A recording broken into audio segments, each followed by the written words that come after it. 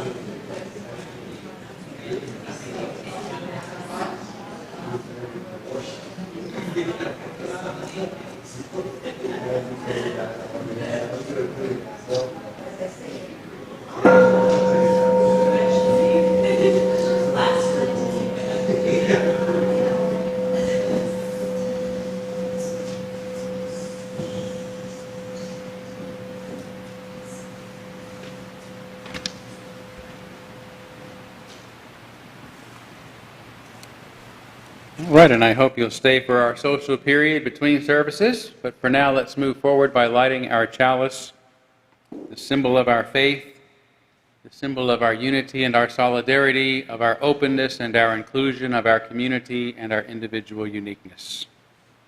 May this small flame be our offering of warmth to those who are cold and alone, and a light to those in darkness. May it be a flame that ignites justice in our world and a beacon of hope to those in need, and may it reflect at least a spark of truth wherever truth has been lost, and cast a healthy shadow of doubt wherever it's been found.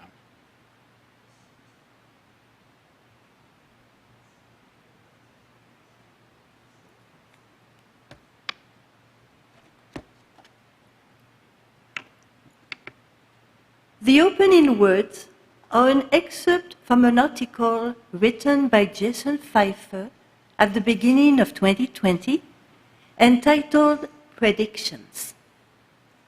As we enter this new year, full of hope and trepidation and the scars of 2020, I thought it would be helpful to see what people from a full century ago envisioned for us. They'd recently survived World War I and the Spanish flu of 1918, and they were witnessing a technological revolution. Electricity, commercial aviation, radio, and many other innovations were new. How, they wondered, would these things transform their world? To find out, I searched for the phrase "the year 2021" in the newspapers of 1921. Articles of the day were full of predictions. The people of 1921 imagined fanciful conveniences that today we take for granted, like controlling the temperature in our homes, cooking more easily, and flying around the world. These were fantasies of theirs, and they are our reality. It should make us think. For all the real hardships we face, we are also living in someone else's dream world, and we now get to build towards our own future dreams.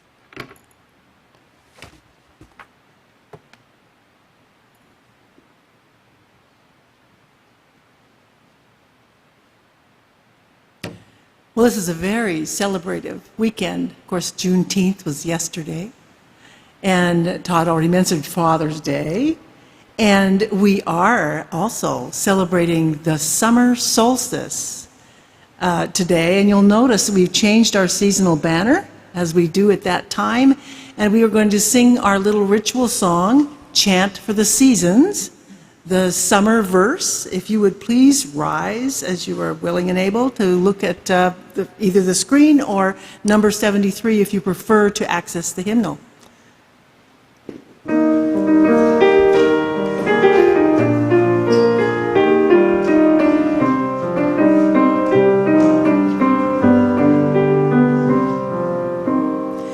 Vernal clouds have turned the star wheel, summer is upon us. Vernal clouds have turned the star wheel, summer is upon us. Gliding on the hawks, hovering above the hot and yellow hillside. Vernal clouds have turned the star wheel, summer is upon us. Crickets in the night, chirping in our ears, the sound of moonlit music. Vernal clouds have turned the star wheel, summer is upon us.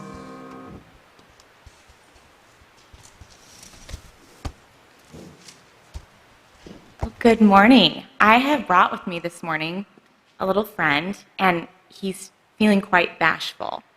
He told me he was nervous because he is so different from everybody sitting here today, but I assured him that Todd brings all sorts of different kinds of creatures to church. So, Bun Bun, will you have a conversation with us this morning? Please? Okay, he said he'd let us ask him some questions, but he's only going to talk to me, and then I'll relay his answers to you. Does that sound okay? Okay. So, Bun Bun, let's start with your favorite color. What is it? He likes blue. Does anybody else here like blue? Raise your hand if you like the color blue. See, look at that, Bun Bun. You have all sorts of friends who also like the color blue. How about your favorite kind of cookie? Oh, he says he likes chocolate chip, but he really does not like oatmeal raisin. Raise your hand if you like chocolate chip cookies. Now raise your hand if you like oatmeal raisin. Yeah, see, Bun Bun, there's lots of people who like oatmeal raisin. Maybe you should give it a try sometime. He said he'll think about it. How about some of your favorite activities? What do you like to do when you're done with bunny school, Bun Bun? Oh, he likes to color pictures for his little sisters. How many little sisters do you have? 27? All girls? Wow. He likes to color pictures for his little sisters. Who else lives in your family, Bun Bun? Okay, he lives with his grandma and his grandpa and all 27 of those little sisters. How exciting. It's so nice to do kind things for the people we love, isn't it? Okay, he says he loves them most of the time. Sometimes the youngest ones can be a little annoying. Do any of you have annoying little brothers and sisters? Yeah, me too. But I still love them, right? Well, Bun Bun, thanks so much for letting us get to know you a little bit through this conversation. It can be hard to talk to people when we're feeling shy, but when we do that, we can make connections, we can get curious, and we can sometimes even learn a little bit more about ourselves. Can we talk to you again sometime, Bun Bun? All right. Oh, he's even waving at you. Look how much he's warmed up. Thanks, Bun Bun. We'll see you later.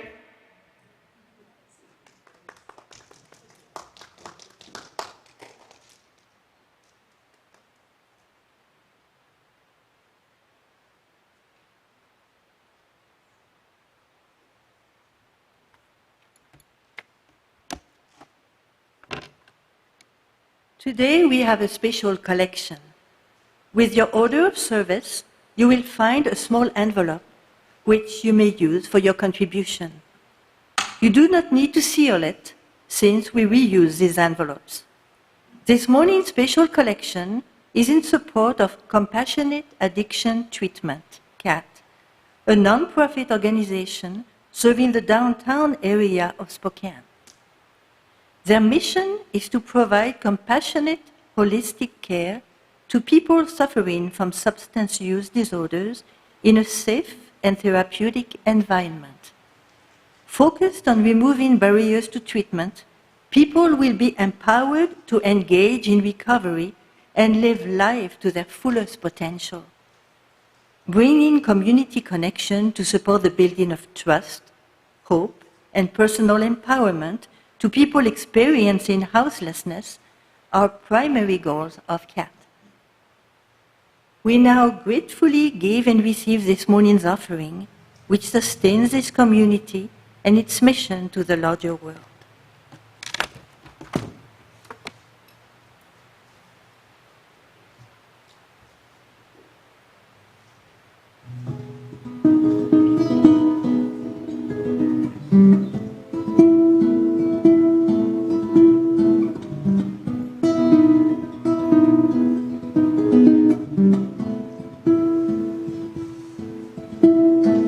To forgo the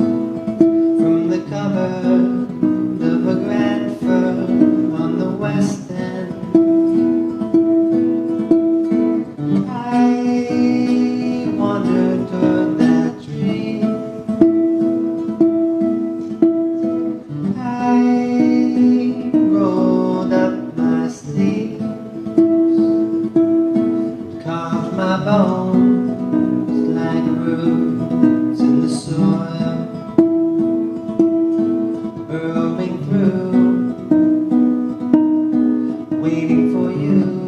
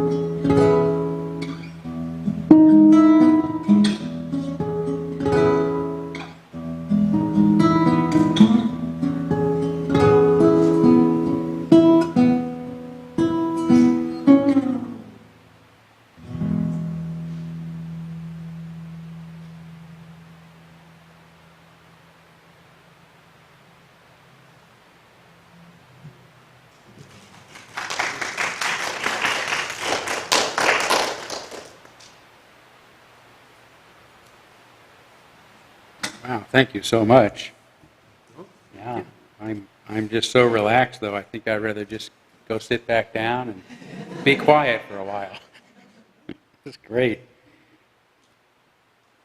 And Stephanie Gronholz, thank you so much for our story for all ages and for introducing us to Bun Bun. I always love meeting new puppets. And you did great. You actually did the reverse ventriloquism, where the puppet was throwing its voice. And brilliant.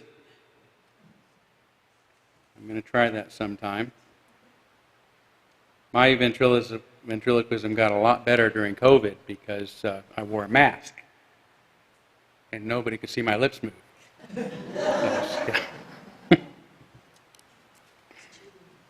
That's cheating.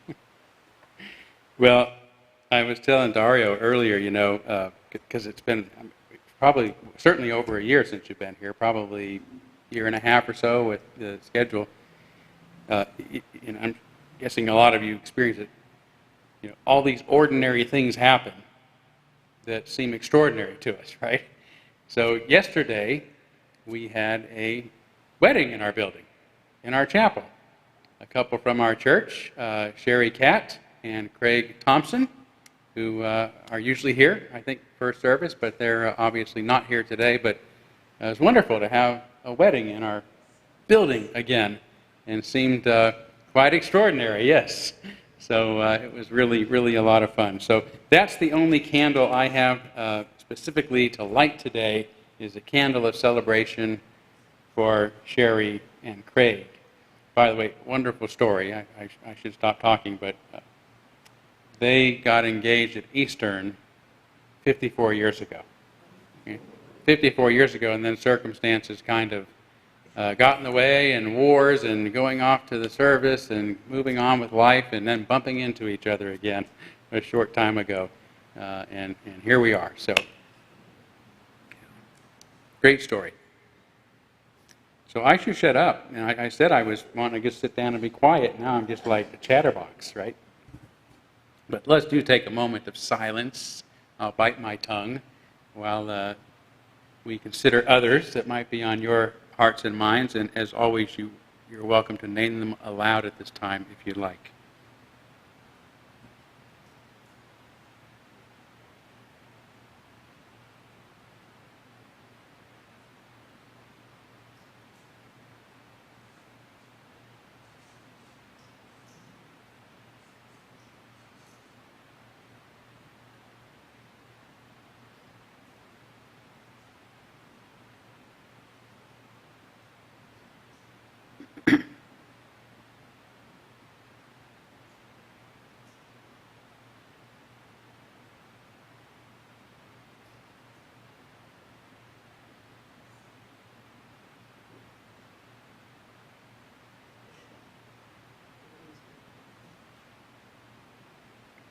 those named aloud and those embraced in our silence and all those who are suffering in our world at this hour, we hold in our community with compassion, including a candle that may or may not decide to light.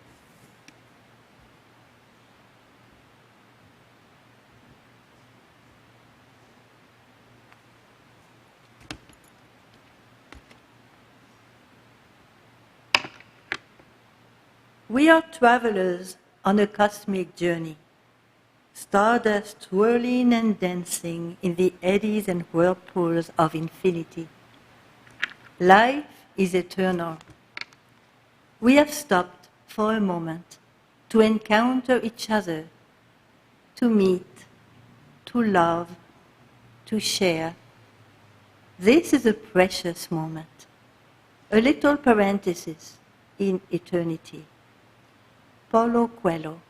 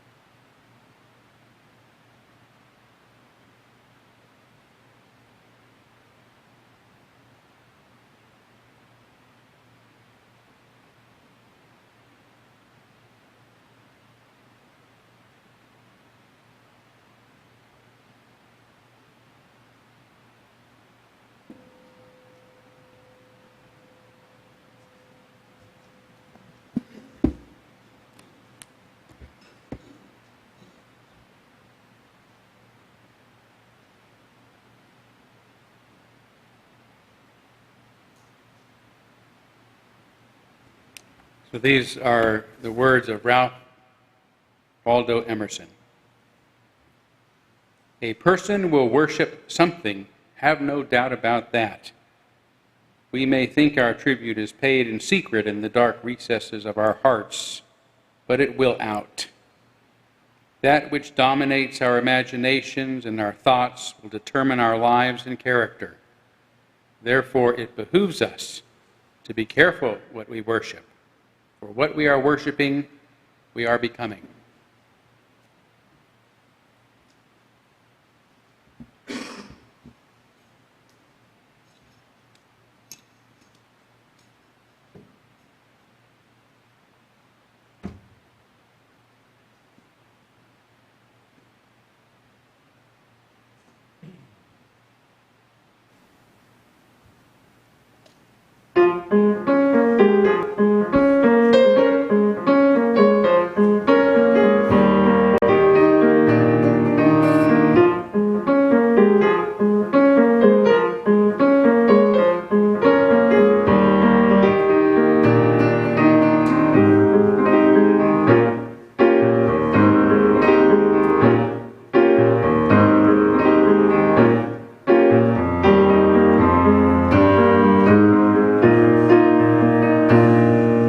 The beauty of stars, whoever you are, that we can't hurt you.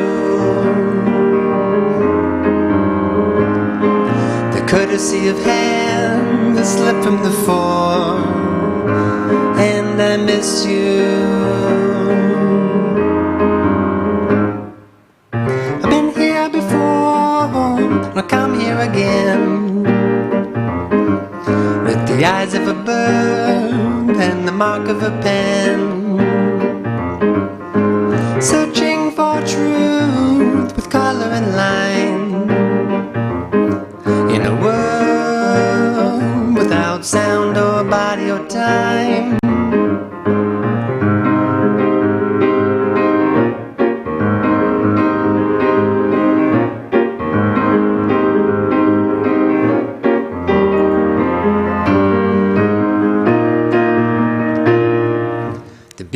of stars, whoever you are, is that we can't hurt you. The courtesy of hand has slipped from the fore, and I miss you. Been here before, I'll come here again, with the eyes of a bird and the mark of a pen, searching for truth with color and line, in a world without sound or body or time.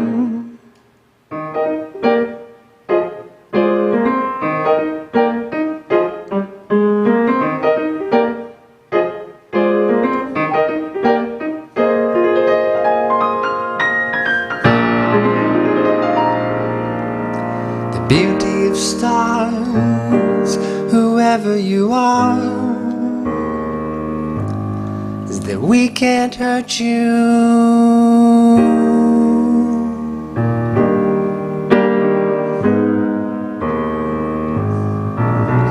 The courtesy of hand has slipped from the fore, and I miss you.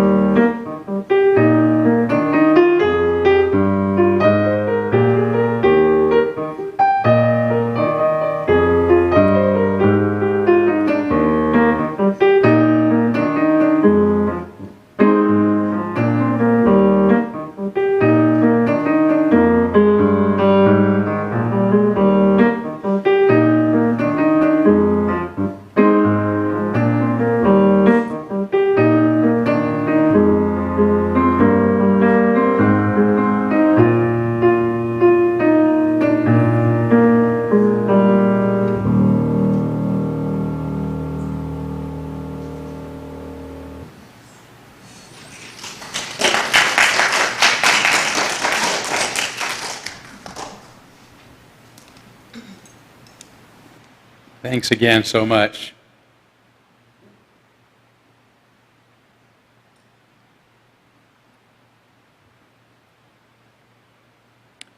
Well, it's also been a long time since I've done a service where I've just opened the mic up, so to speak, for you to ask questions and for me to respond. I playfully call them Conversations with Todd. Some of you may not remember there was a book series out many years ago called Conversations with God. So that's where I got the name, but no confusion on my part. But I do like to just sort of say that I don't like to deal with church politics, given that this is a worship service. And I mean, I'm happy to talk about politics, and I know this is a weird time for our religion in general, so those kind of questions are fine. I just, I don't want to deal with church finances or those kind of questions, because that's more suitable for a business meeting. But otherwise, I like to, maybe I've said something in a sermon you've been wondering more about, or something I haven't said in a sermon you're curious about, or anything else. So, anybody have any questions? Yes, Tom. I had a gentleman ask, coming in this morning, where to get access to your books. So someone asked where to get access to my books. Yes. The best thing is to go online and order them from Amazon. I think you can also get them from your favorite bookstore, but Amazon actually is the publisher I use for my books. And I have 3 books out now. The one that blew everything up, of course, the Gadfly Papers, and then a couple years ago I wrote a book called Evolution's Way, which is much more the kind of topics I like to talk about and concentrate on. But it seems we need to confront what's going on in our religion, so I followed that up with The Gadfly Affair, which is my newest book that talks a bit about what transpired after the Gadfly papers. So, but yeah, if Amazon's not a dirty word in a UU church, you can get them off Amazon or Kindle. So, yeah. We'll go here, Judy, and then Deb. Yeah. And I'll repeat the questions so we don't have to use a mic. Go ahead. Okay.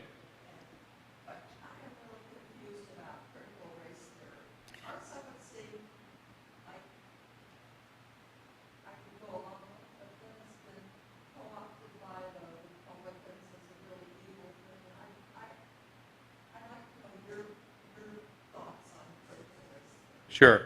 So Judy's asking about critical race theory and some confusion about it because parts of it seem really valuable and parts of it seem problematic, and it's been co-opted or by the, perhaps not co-opted, but conservatives in particular like to use it as a reason for criticizing people on the left as being rather extreme.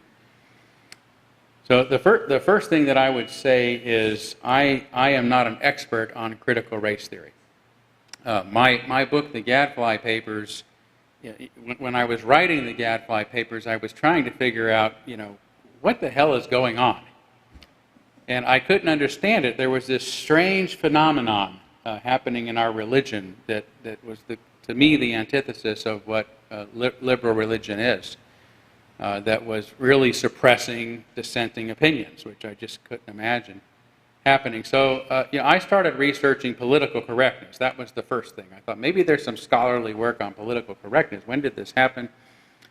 And it was through that I found, about identity politics and identitarianism and safetyism and political correctness being one more facet of this phenomenon that is largely a phenomenon that's happening on the left.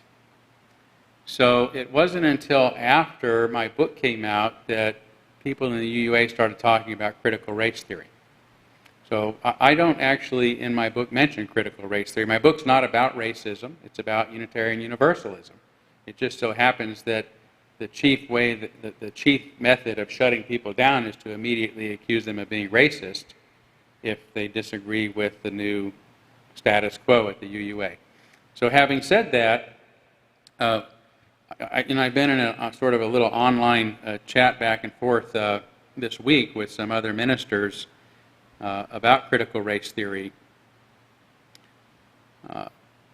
Whether or not it's even should be called a theory, and some think it is, and that these other manifestations are harnessing the truth behind critical race theory for their own ends, and that they diluted it, and that they don't represent critical race theory, which is a viable academic perspective. I'm not so sure about that.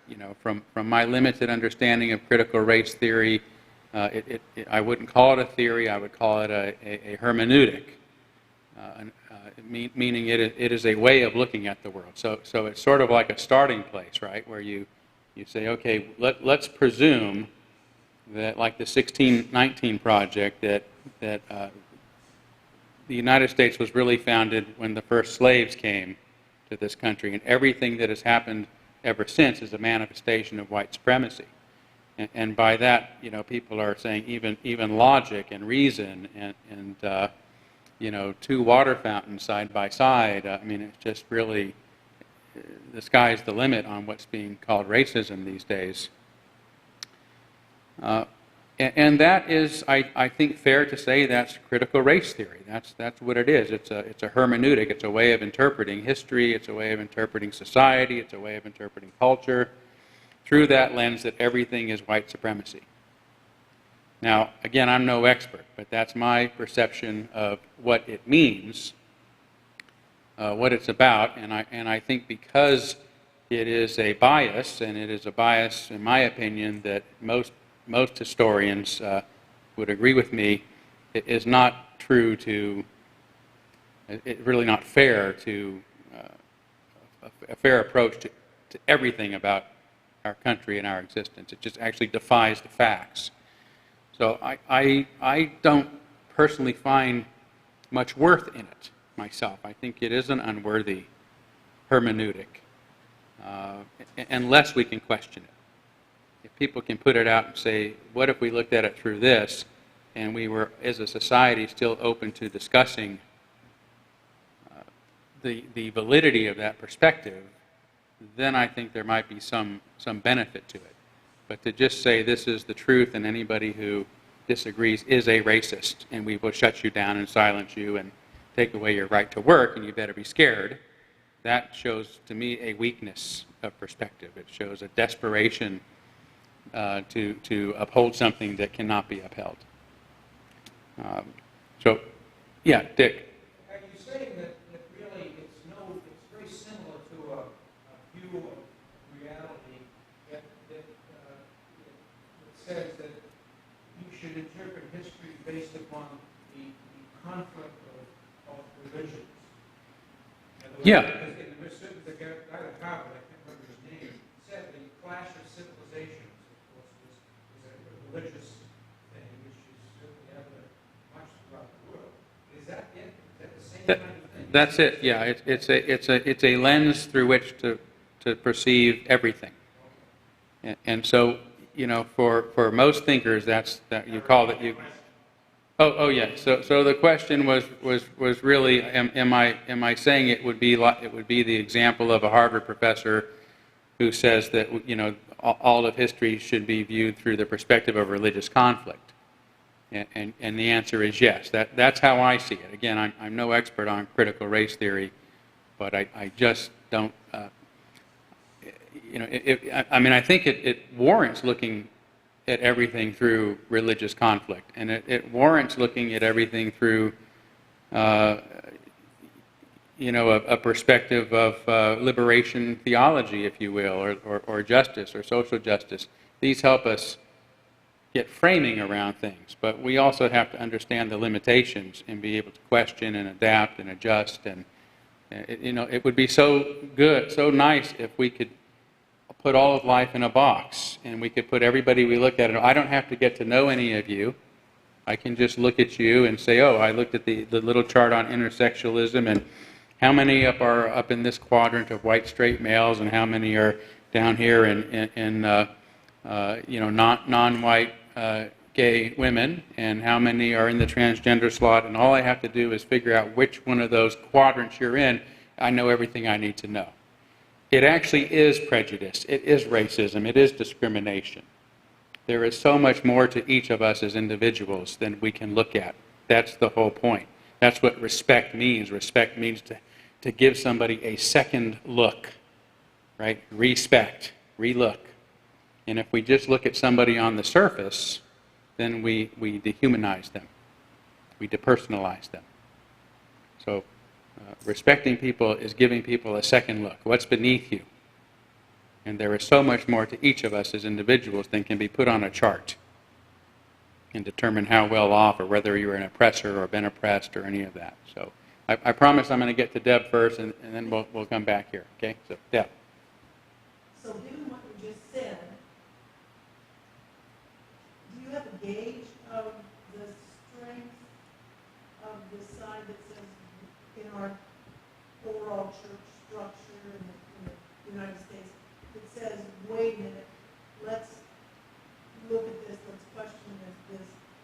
What do you gauge the strength of that? So yeah, Deb is asking if I have a gauge of the strength of where, as a liberal religion, Unitarian Universalism is on this subject. And I don't, it's all anecdotal for me. My anecdotal perception is that people are increasingly awakening. I have a little bit more hope today than I did yesterday or last week that we'll be able to turn this around versus splitting off and restarting a new liberal religion. I say that among Unitarian Universalists there are UUs who don't know what's going on. There are UUs who don't care about what's going on. And there are UUs who are in conflict over what's going on. And being in conflict is the best of those three options, right? Because if we don't care, I mean, we're not liberal, really a liberal religion. I mean, liberal religion is based on freedom and reason and tolerance and human happiness. And those are all being disparaged by this new fundamentalist takeover. But what I'm finding is, like, I was surprised. I wrote the Gadfly Affair, and, it started to sell even before I promoted it to anybody. In fact, I still haven't. But the other day, I kind of looked at what was happening, and I was surprised to find that, over 2 years later, the Gadfly Papers, the original book, is still selling a copy or two every day. Right? So that tells me, the sort of mad rush that made it a bestseller of just people wanting to read the book that's been declared a heresy is sort of over, and now people are sort of slowly awakening. Something's going on. I want to read this book, and so it feels like to me more and more people are awakening. I hear from, I get emails from UUs around the country. Increasing number of churches are in conflict now over this issue. So it's turned into a real conflict in our religion, and there is a lot of pushback. So I don't know, which side is. I've also wondered if there's anything generational about that conflict. I know this is just anecdotal for me, but I have gotten the impression with a very small number that some of our younger but adult Unitarian Universalists may be more gung-ho for that theory than those of us who are. Yeah, if it's a generational thing, and I mean, it kind of is. I mean, like the Bolshevik Revolution was 70% people under 30, but to me it's kind of like distinguishing between millennials and the millennium, right? The millennium is an age. It's a particular experience in history, and so we're all millennials in that sense, right? And not just because we're born in that age. So,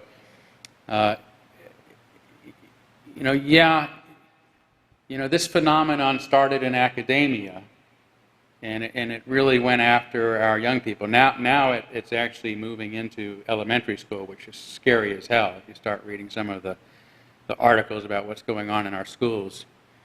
But, it happened in the 80s, right? So college students have been learning this mindset for a long time. And the leaders of the UUA are not spring chickens any more than I'm a spring chicken. A lot of them are older than I am. And that's true of a lot of progressive organizations that have been hit by this phenomenon. So I'm hesitant to say that it is a generational thing. If it is, it recurs from generation to generation, because we've seen this in the past. Yes?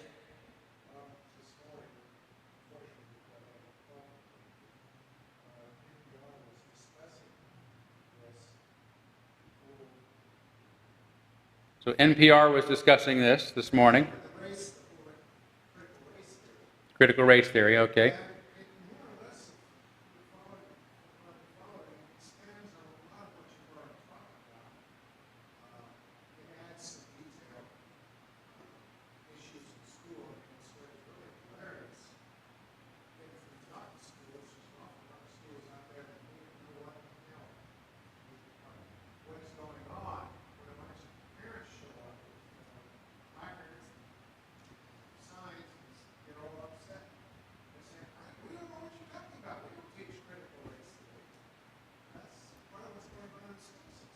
Okay.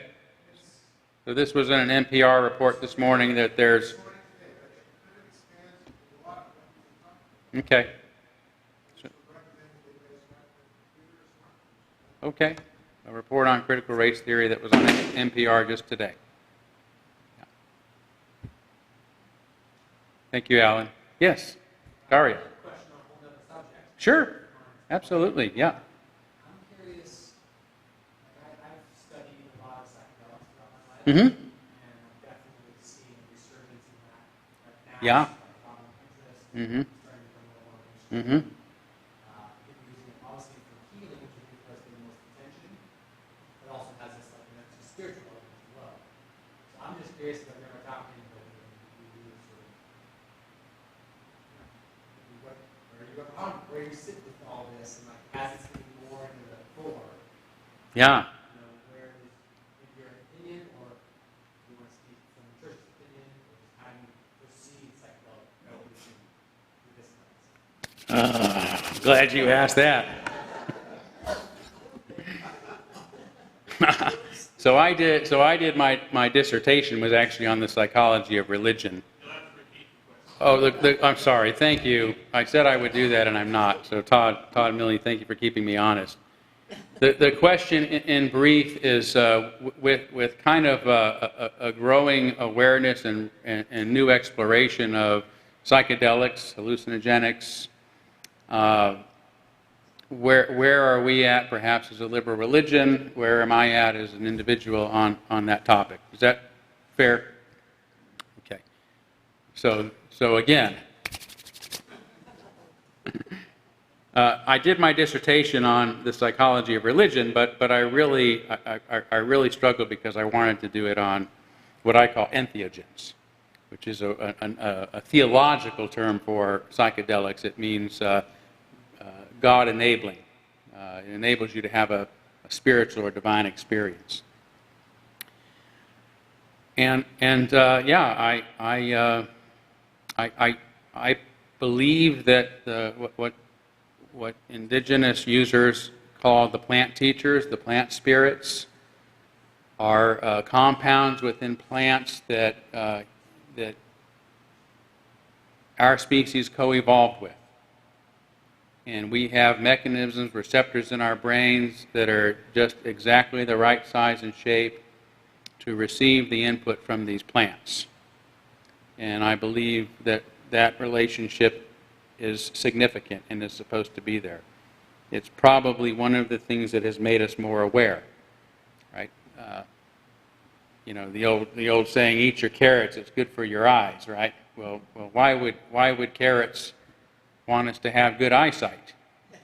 So we can see carrots and eat them and help them procreate, right? So a lot of plants have strategies to harness our abilities, right? To harness our central nervous system so we can help them move about. So some of that strategy is beautiful fragrances and colorful flowers, right? Darwin said there could have been no flower before there was an eye to see it. The plants and humans co-evolved with each other. And the fruits are not, they stay hidden from us until they're ready to reproduce, and then they turn these brilliant colors. And so not only do they want us to eat them, but they want us to be healthy. Because a healthy person is going to be able to carry their seed farther into the world and help them spread, right? All species are invasive species. That's part of procreation. So it would make sense that some plants actually, rather than merely taking advantage of our physical senses, enhance our physical senses. Some plants want to make us smarter, want to make us more aware of our environment so that we will be more aware of them, right? I mean, what happens with marijuana, for example, is you get hungry, right? So if you eat marijuana, then I want to eat some more marijuana, you know? There's this tendency to make us hunger. So the plant teachers, peyote, ayahuasca, psilocybin, these plants give us an altered perspective on reality. And my experience with them is that this gives us often gives us a perception of quantum reality and of molecular and microscopic realities. So when you're under the influence, you see things that you might interpret in a dreamlike state because you can't figure out what it is. So, for example, the entwined serpent is a very common symbol to or experience under the influence of these compounds. But it could, it actually could be DNA. And if you start to study the makeup of DNA and the relationship between these compounds, you start to find an even deeper connection there. So my thinking is that these states of mind, these altered states, are really consciousness expanding experiences, and they help us see the world in ways that we can't normally see them through the limitations of our perceptions. And it gives us a greater sense of oneness and of unity and connection with others. Gives us more awareness of the deeper reality around us and within us. And that makes us a happier, more peaceful people. So that's kind of a very brief response to a really long question. As far as Unitarian Universalism goes, we don't have any position on it like we would anything else. But there's been a lot of people are welcome to use it and experiment with that. It'd be considered one of the person's free and responsible search for truth and meaning. Yeah. So thank you. Yeah. Alan, did you have another question? Yeah, caffeine is another drug of our choice.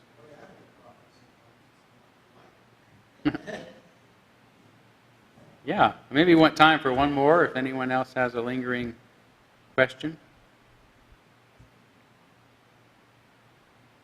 No? Okay. Oh, yes. Luba. Yes. Yes.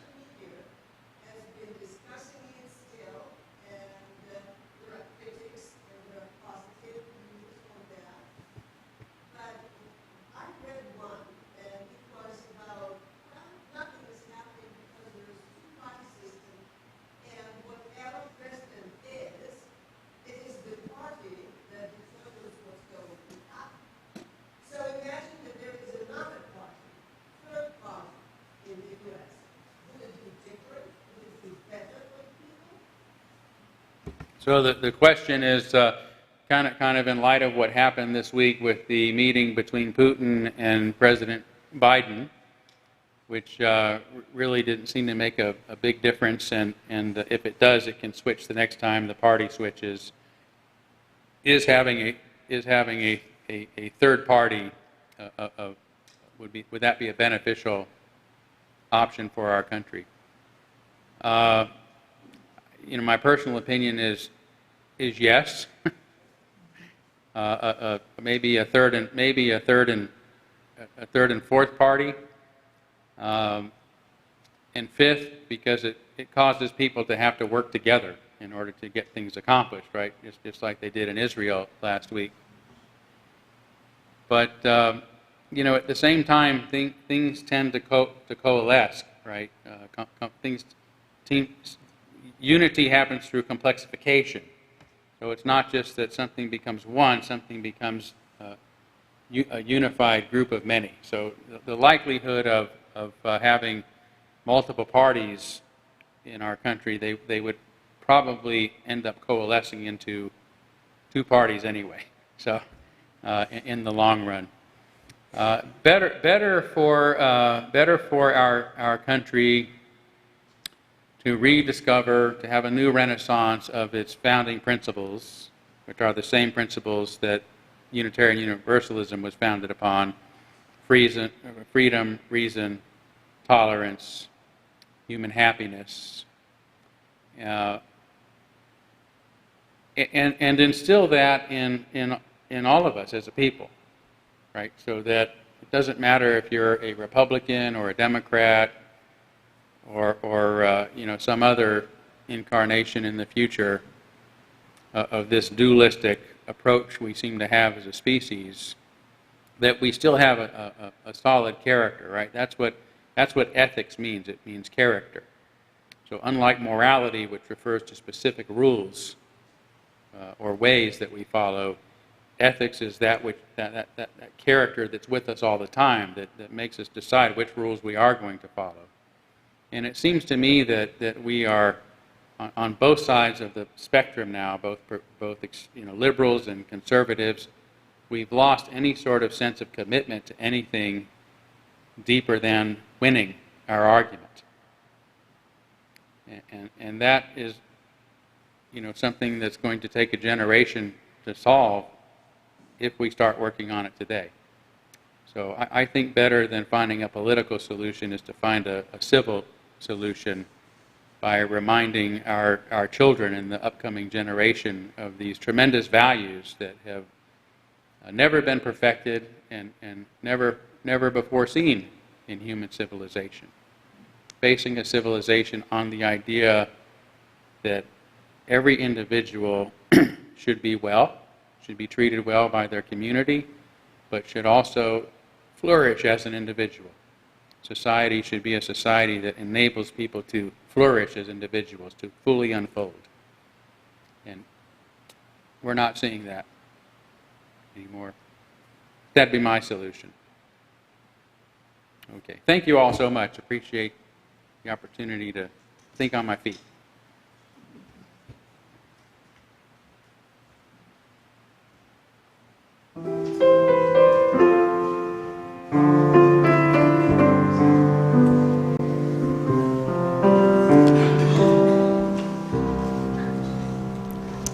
Please rise for our closing hymn of the morning. It's number 318. You'll see it on the screen, or it is in your hardback hymnal, 318, We Would Be One.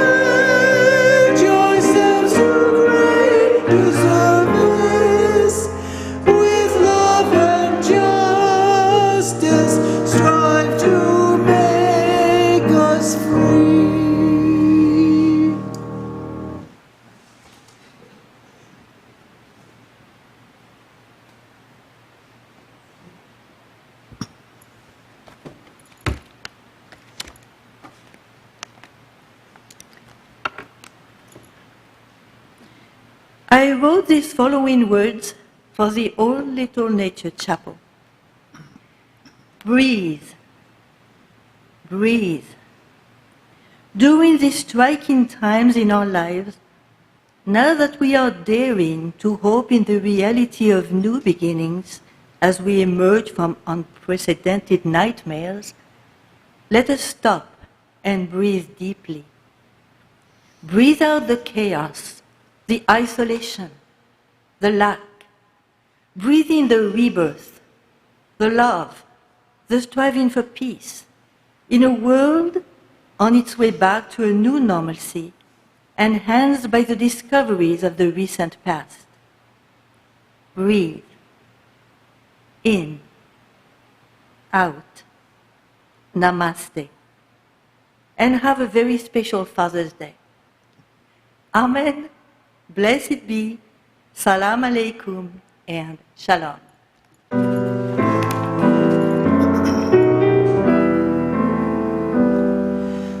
Shalom Haverim, Shalom Haverim, Shalom, Shalom,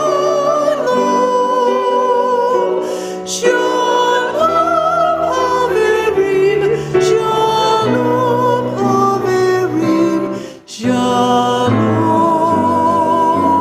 Shalom.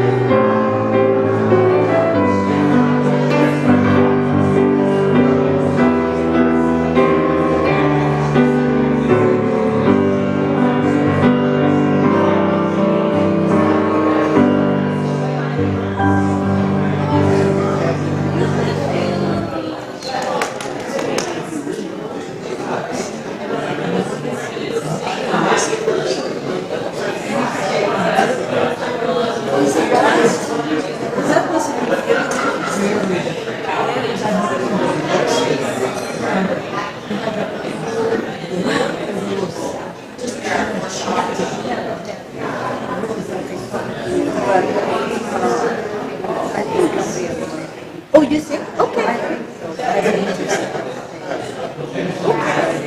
Okay. But just let me know because I'm,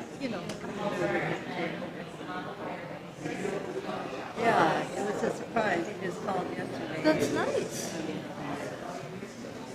Suddenly, I wasn't prepared for it. Is it good? No, it's grand. Yeah. And they've been wanting to come up, but they have